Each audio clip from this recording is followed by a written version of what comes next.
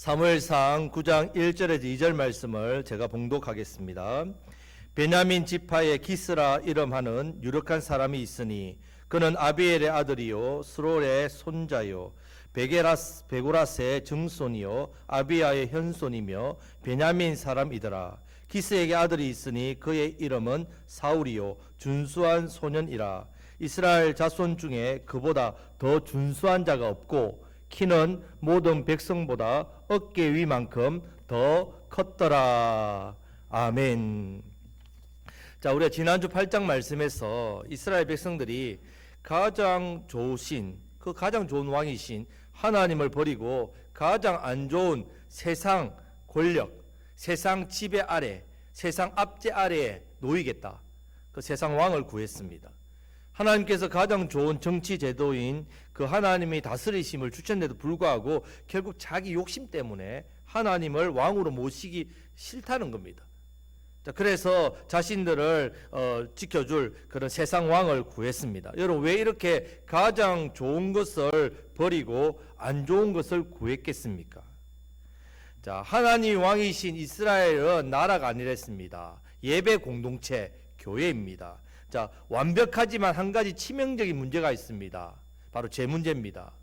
그들이 죄를 가지고서는 하나님께서 왕으로 도와주지 않습니다.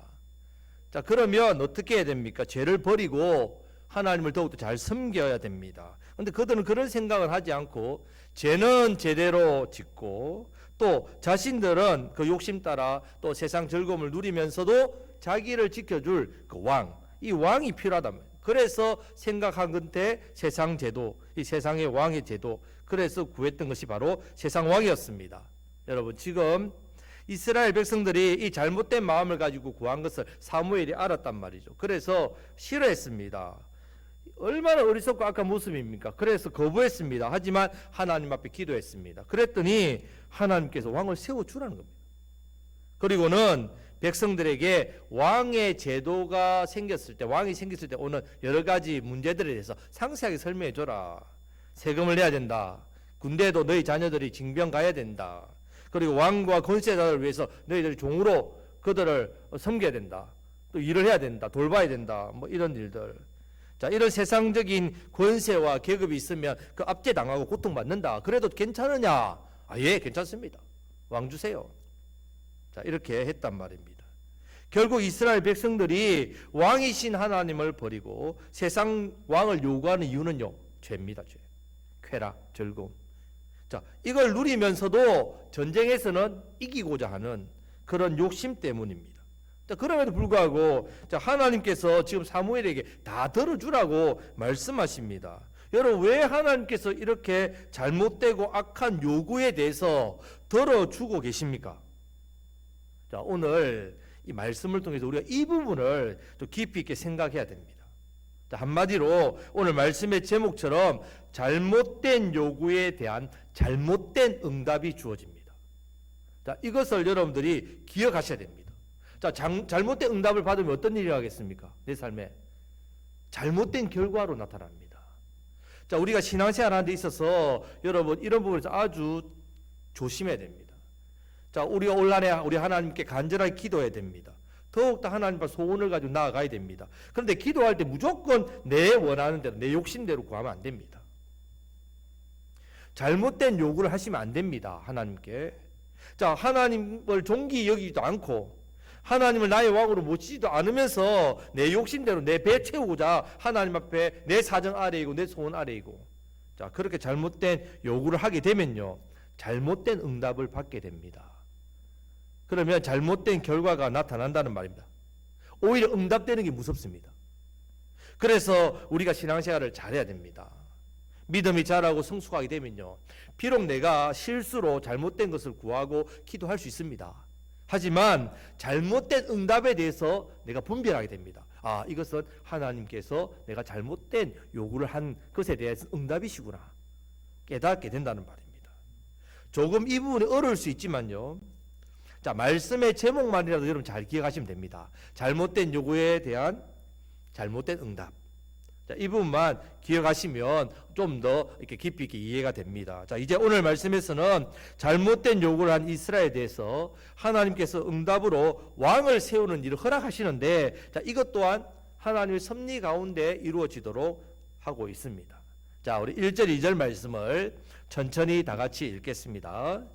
베냐민 지파에 기스라 이름하는 유력한 사람이 있으니 그는 아비엘의 아들이요 스롤의 손자요 베고라스의 정손이요 아비야의 현손이며 베냐민 사람이더라.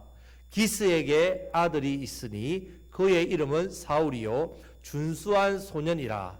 이스라엘 자손 중에 그보다 더 준수한 자가 없고 키는 모든 백성보다 어깨 위만큼 더 컸더라. 아멘.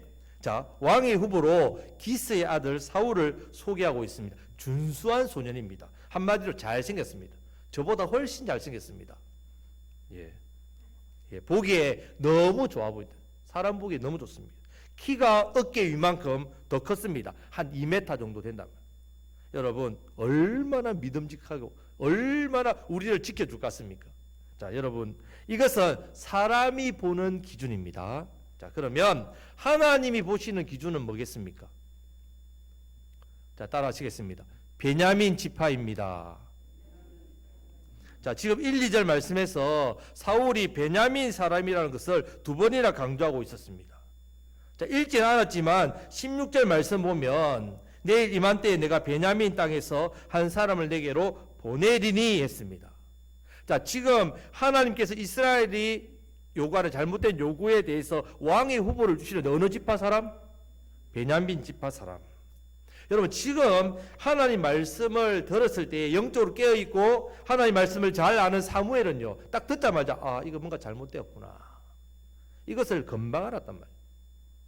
하나님께서 주신 이 응답이 잘못된 응답이라는 것을 바로 깨달았습니다. 왜냐하면요, 왕의 후보는 베냐민 지파에서 나오면 절대로 안 됩니다.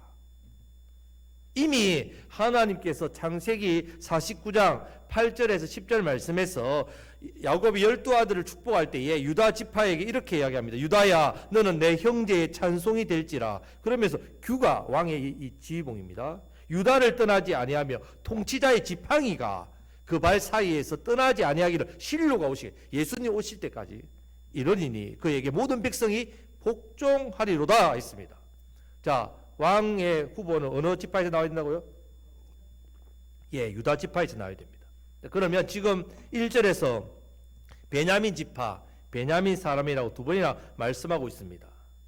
그러면 사울은요, 원래 하나님의 계획 안에 들어있는 사람이 아니라는 뜻입니다. 지금 하나님께서 보시는 게 이거란 말이죠. 여러분, 세상 사람들은 세상 기준이 있단 말이에요. 세상적인 기준, 세상적이고 외적인 것이 있지만 성도의 기준은 뭐가 되어야 됩니까? 하나님의 말씀이 되어야 된단 말이에요. 여러분, 우리가 세상을 살 때 여러 가지 기준들이 있지 않습니까? 여러분들이 노하우가 있고 많은 것을 여러분들 기준으로 삼을 겁니다. 하지만 성도는요, 말씀을 내 삶의 기준으로 삼아야 된다. 그렇기 때문에 올 한 해 믿음 생활을 여러분 잘 하셔야 된다. 그래서 내 삶의 크고 작은 모든 문제, 일들에 대해서 하나님의 말씀의 기준대로 잘 구분하고 잘 선택하고 잘 판단해서 하나님을 구해야 된단 말이에요. 이 기준대로 더욱더 잘 선택하기 위해서는요, 말씀을 잘 듣고 잘 배우고 잘 깨달아야 된다. 열심히 말씀 생활, 신앙 생활을 해야 됩니다. 자, 올 한 해는 무엇보다도 여러분 말씀 생활, 신앙 생활, 예배 시간을 통해서 특별히 말씀을 잘 듣고 잘 배우시기를 축복합니다. 더 나아가서 말씀을 배우는 일이 있다면 여러분들이 이렇게 그 일에 힘써야 됩니다. 자, 그래서 우리가 아무리 하나님께 간절히 기도합니다. 악한 것 아닙니다. 좋은 겁니다. 내게 유익됩니다. 내 삶에 복됩니다. 그렇다 하더라도 내가 말씀 안에서 기도해야 된다. 성경의 계시 위에서 기도해야 된다. 이런 표현이 있습니다. 그 말은 하나님 뜻 안에서 구해야 된다. 하나님의 뜻을 알고 구해야 된다는 말입니다. 지금 이스라엘 백성들처럼 자기 욕심 따라 잘못된 기도는요, 결국 잘못된 응답으로 나타나게 된단 말이에요. 문제는 이 응답은 복이 아니라 벌이 됩니다. 자신들이 원하고 마음에 드는 왕을 받습니다. 사울 보고 바랍니다. 하지만 오히려 그 왕이 벌이 되고 만다는 말. 올 한 해 이 부분을 여러분 특별히 조심하셔야 됩니다. 우리가 열심히 기도해야 됩니다. 기도 생활에 힘써야 됩니다. 내가 바라고 원하고 필요한 거 다 하나님 앞에 간절하게 구해야 됩니다. 간절하게. 하지만 반드시 어디 안에서 구해야 된다고요? 말씀 안에서 구해야 됩니다. 자, 그러기 위해서는 먼저 하나님의 선하신 뜻을 알고 구해야 됩니다. 근데 만약에 내가 성경도 모르고 말씀도 제대로 듣지 않고 기도하면요, 헛소리합니다. 헛소리. 하지만 내 안에 계신 성령님이 기도를 시키는 일이면 분명히 말씀 안에서 기도하게 되어 있단 말이에요. 그래서 로마서 8장 26절 말씀에 보면 우리가 연약하여 마땅히 빌 바를 알지 못하고, 우리 연약합니다. 그래서 마땅히 빌 바를 알지 못하는데 성령님이 말할 수 없는 탄식으로 성도를 위해서 친히 간구하시는데 우리가 하나님 뜻대로 구하도록 그렇게 우리를 위해서 기도해 주신다고 했습니다. 그렇기 때문에 여러분, 우리가 기도할 때 내 안에 계신 성령님을 의지해야 됩니다. 성령님, 제 입을 열어 하나님 뜻대로 기도하게 하여 주시옵소서. 이렇게 간절히 구하시기를 축복합니다. 자, 보통 지금 이스라엘 백성들처럼 자기 욕심 따라 이렇게 기도하면 하나님 응답 안 하십니다, 일반적으로. 하지만 지금 오늘 이런 경우에는요, 하나님께서 깨닫게 해주시고 잘못된 것을 바로잡기 위해서, 그래, 너희가 구한 왕, 너희가 택한 왕 여기 있다, 이렇게 해주신단 말이에요. 그러면서 세워주고 이것으로 인해 나중에 더 큰 문제가 나타나고 터지도록 그냥 내버려 두시는 거예요. 자, 하나님 가장 무서운 벌은 우리를 내버려 두는 겁니다. 죄를 지었다고 해서 번개가 안 칩니다. 그냥 죄를 지어도 더 잘되게 만들어 버립니다. 이게 더 무서운 벌입니다. 여러분, 잘못된 요구에 대한 잘못된 응답이 주어진다는 사실을 이스라엘 백성들이 깨닫게 하기 위해서 하나님께서 이렇게 왕을 세워줍니다. 베냐민 지파에 사울을 세웠단 말이에요. 그 자체가 벌입니다. 그래서 이 부분에 대해서 사도행전 13장 21절 22절 말씀에서 이 부분 이야기를 하고 있습니다. 다 같이 한번 읽어보겠습니다. 그 후에 그들이 왕을 구하거늘 하나님이 베냐민 지파 사람 기스의 아들 사울을 40년간 주셨다가 패하시고 다윗을 왕으로 세우시고 정언하여 이르시되 내가 이새의 아들 다윗을 만나니 내 마음에 맞는 사람이라 내 뜻을 다 이루리라 하시더니 아멘. 자, 이 말씀에서 사울은 누가 구했다고요? 그들이 구한 왕이라 이렇게 말씀합니다. 정확하게 표현합니다.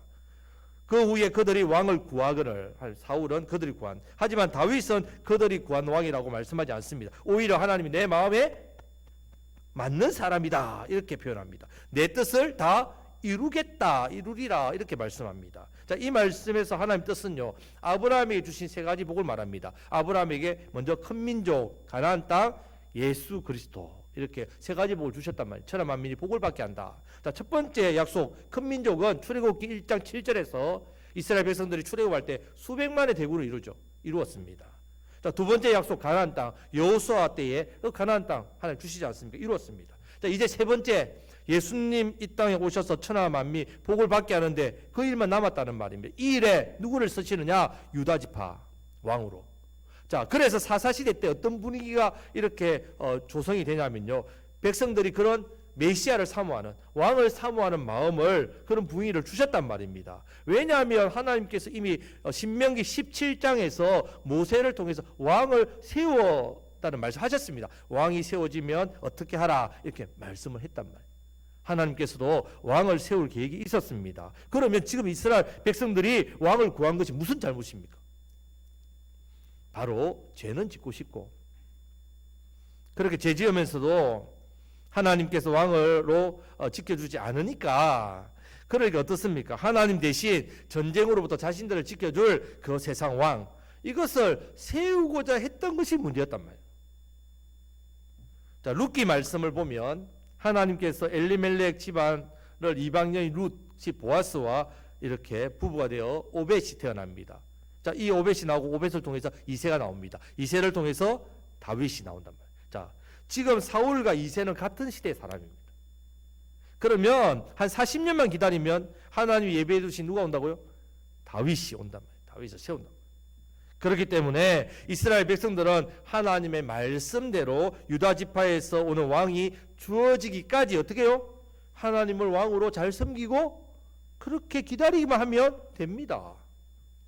그래서 지금 이스라엘 백성들의 잘못된 요구에 대해서 하나님 베냐민 지파에서 왕을 주시겠다, 이 응답은 잘못된 응답이란 말입니다.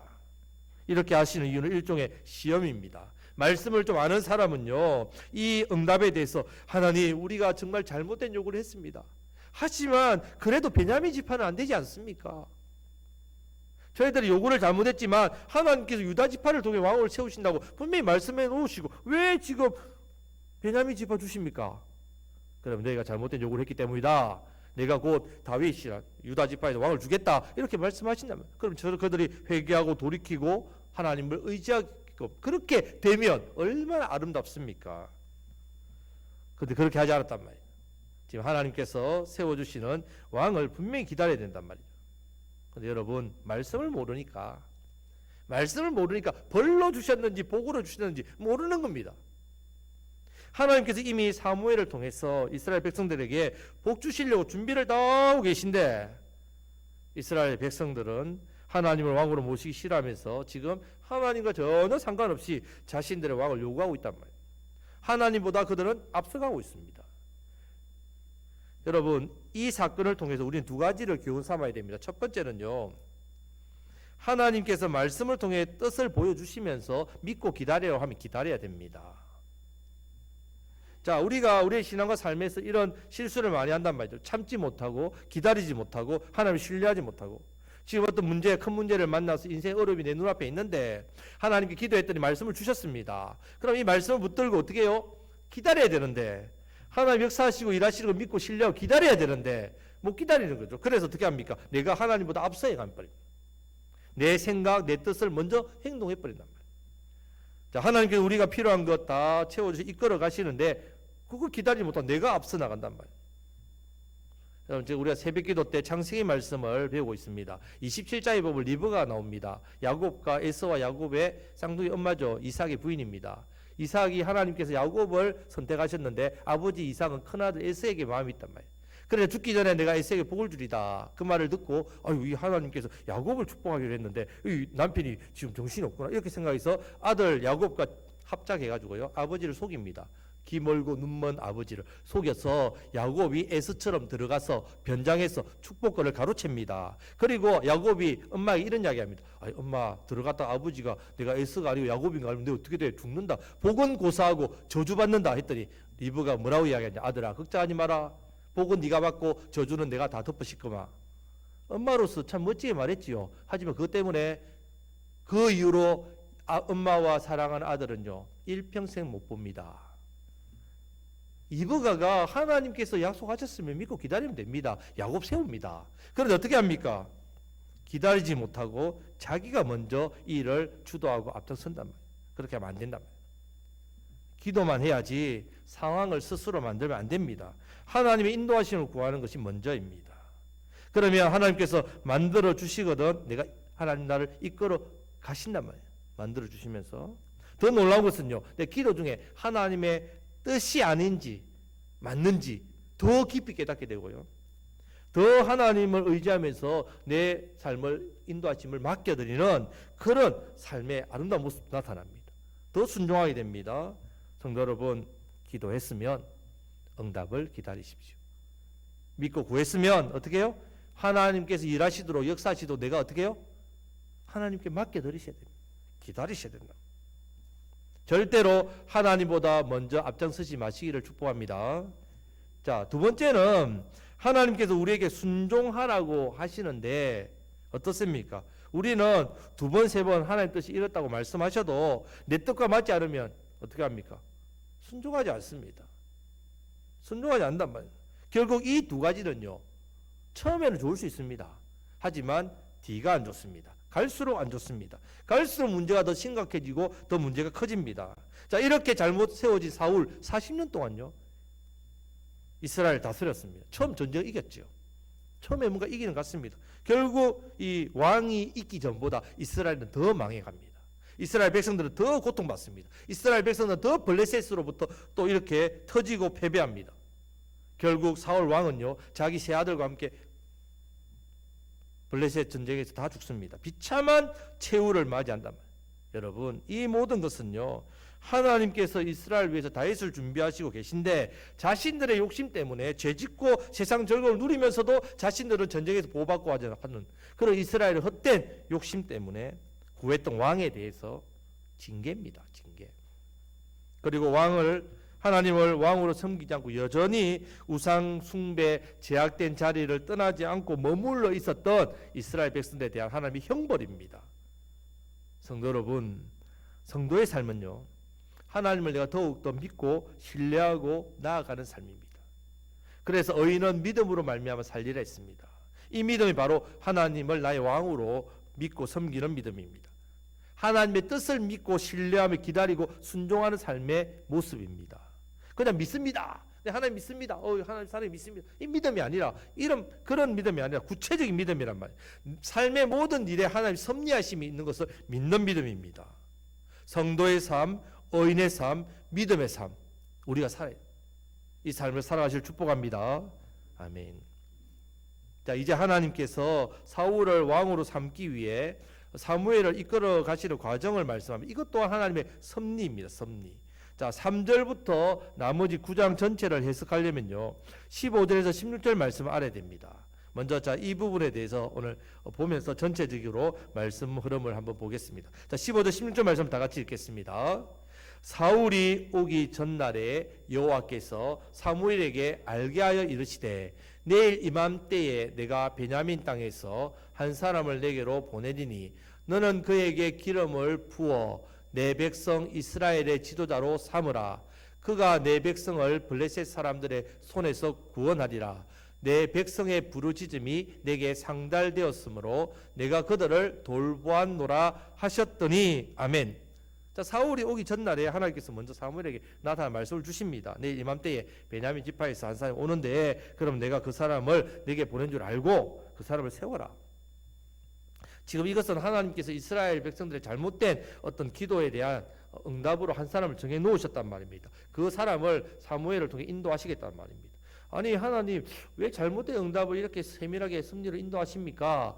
비록 잘못된 것이지만 사울이 만약에 성령을 받아서 하나님 말씀에 순종했더라면 그 또한 사울이 또 하나님의 쓰임 받고 그 일을 통해서 잘못된 그런 요구가 잘못된 응답이지만 하나님께서 또 어떻게 해요? 이스라엘 백성들이 회개하고 돌이킬 때에 변화시켜 주신다는 은혜를 이렇게 또 주시는 겁니다. 여러분, 우리의 삶에서 세상 그렇지 않습니까? 한번 실수하면, 한번 패배하면 인생 끝. 그렇게 되는 인생. 하지만 우리 하나님은 언제나 어떻게 해요? 우리를 기회를 계속 주시고, 계속 기회를 주시고, 계속 용서하시고, 계속 하나님의 인도하신 대로 이끄시려고 우리에게 섭리하신다는 말입니다. 자, 그래서 하나님께서 하신 세 가지 섭리가 있습니다. 첫 번째는요, 3절 말씀을 보면 암나기들을 잃어버리게 하셨습니다. 지금 암나기들이 도망갔습니다.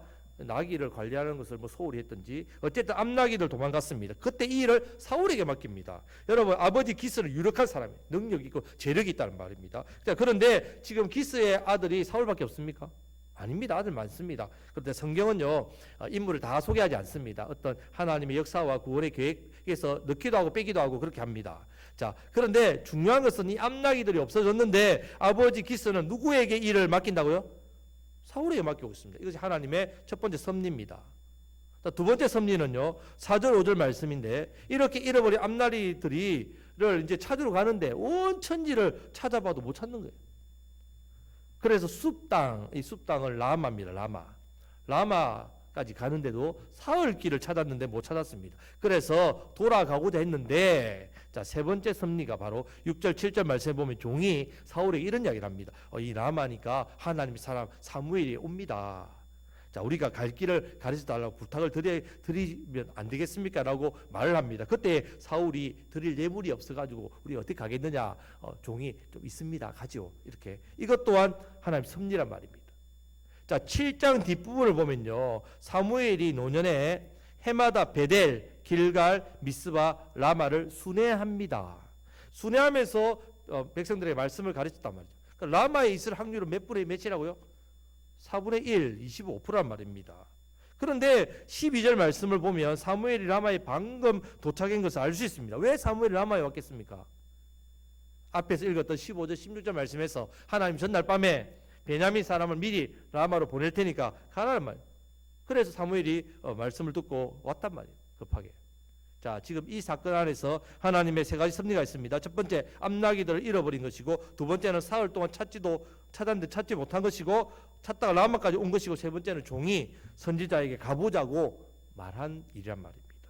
자, 그래서 17절 말씀을 다 같이 읽겠습니다. 17절 말씀입니다. 사무엘이 사울을 볼 때에 여호와께서 그에게 이르시되 보라, 이는 내가 내게 말한 사람이니 이가 내 백성을 다스리리라 하시니라. 아멘.